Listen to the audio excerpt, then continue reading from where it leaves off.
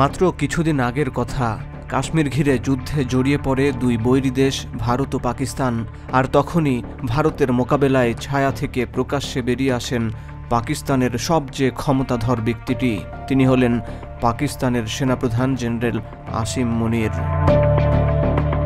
পাকিস্তান আর ভারত যখন যুদ্ধ খেলছে, তখনই জেনারেল মুনিরের প্রকাশ্যে আসা নিয়ে নিবন্ধ ছাপায় নিউ ইয়র্ক টাইমস। পাক সেনাপ্রধান আসিম মুনির সাধারণত দৃশ্যপটের আড়ালে থেকে কাজ করতে পছন্দ করেন। বস্তুত তিনি কিংবা তার বাহিনী এখন পাকিস্তানের রাজনীতি নিয়ন্ত্রণ করেন, কিন্তু জেনারেলের সেই ভূমিকা আড়ালে আবডালে থেকে যায়। পর্দার আড়ালে থেকেই খেলতে পছন্দ করেন তিনি। দৃশ্যত জনসম্মুখে নিজের ভাবমূর্তি কঠোরভাবে বজায় রাখার চেষ্টা করেন জেনারেল মুনির। সামরিক বিষয়াদি ছাড়া অন্য বিষয় নিয়ে তাকে সচরাচর বক্তব্য দিতে দেখা যায় না। তবে কাশ্মীরকে ঘিরে ভারতের সঙ্গে উত্তেজনার মধ্যে সেনাপ্রধান মুনিরই হয়ে উঠেছিলেন অপ্রতিরোধ্য পাকিস্তানের কণ্ঠস্বর।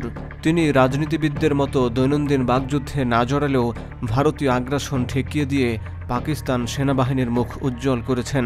এবার তার পুরস্কারও পাচ্ছেন জেনারেল আসিম মুনির। মঙ্গলবার পাকিস্তানের প্রধানমন্ত্রীর কার্যালয় জানায়, সেনাপ্রধান আসিম মুনির ফিল্ড মার্শাল হিসাবে পদোন্নতি পাচ্ছেন। পাকিস্তানের প্রথম ফিল্ড মার্শাল হলেন স্বৈর শাসক জেনারেল আইয়ুব খান। সেনা অভ্যুত্থানে ক্ষমতা দখলকারী খান নিজেই নিজেকে ফিল্ড মার্শাল হিসাবে পদোন্নতি দিয়েছিলেন। এখন জেনারেল মুনির এই উপাধি পাওয়ার ফলে গত ৬০ বছরের মধ্যে তিনি হতে চলেছেন পাকিস্তান সামরিক বাহিনীর দ্বিতীয় কোনো জেনারেল যাকে ফিল্ড মার্শাল উপাধি দেওয়া হচ্ছে। ফিল্ড মার্শাল হল সামরিক বাহিনীর ৫ তারকা বিশিষ্ট পদ। অসাধারণ নেতৃত্ব বা যুদ্ধক্ষেত্রে কৃতিত্বের জন্য এই পদমর্যাদা দেওয়া হয়। এই পদমর্যাদায় থেকেই আসিম মুনির সেনাপ্রধান হিসাবে দায়িত্ব পালন করবেন। জেনারেল মুনিরকে ফিল্ড মার্শাল হিসাবে পদোন্নতির অনুমোদন দিয়েছে পাকিস্তানের মন্ত্রিসভা, যার নেতৃত্ব দিচ্ছেন দেশটির প্রধানমন্ত্রী শাহবাজ শরীফ।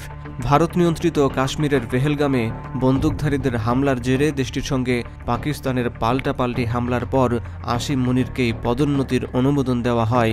পাকিস্তানের প্রধানমন্ত্রীর কার্যালয় থেকে বলা হয়েছে, জাতীয় নিরাপত্তা ও শত্রুর পরাজয় নিশ্চিত করার জন্য আসিম মুনিরের কৌশলগত প্রজ্ঞা ও সাহসী নেতৃত্বের স্বীকৃতি হিসাবে এই মর্যাদা দেওয়া হচ্ছে।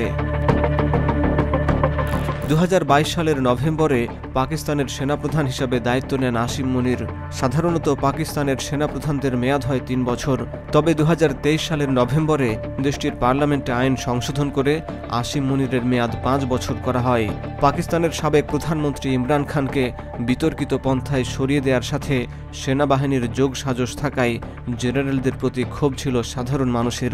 তবে পাক আর্মি তথা জেনারেল মুনিরের জন্য আশীর্বাদ হয়ে আসে মে মাসের পাক ভারত যুদ্ধ। এই যুদ্ধে দৃশ্যত পাকিস্তানের সেনাবাহিনী জিতেছে। সেনা সমর্থিত শাহবাজ সরকারকে নিয়ে জনগণের মধ্যে যে অসন্তুষ্টি, তা লাঘব হয়েছে ভারতকে ঠেকানোর মধ্য দিয়ে। এমন এক সময়ে জেনারেল মুনির জনতার মাঝে সেনাবাহিনীর বিবর্ণ চেহারা উজ্জ্বল করেছেন, যখন ইমরান খানের ক্ষমতাচ্যুতি ও কারাবন্দী নিয়ে পাকিস্তান রাজনৈতিক বিভাজন ও অর্থনৈতিক সংকটে জর্জরিত। পাক সেনাবাহিনীর প্রতি জনগণের দীর্ঘদিনের যে অটুট আনুগত্য ও ভক্তি ছিল, ইমরান খান ইস্যুতে তাতে চির ধরেছিল। কারণ সেনাবাহিনী বহুদিন ধরেই পর্দার আড়ালে থেকে পাকিস্তানের রাজনীতিকে নিয়ন্ত্রণ করছে।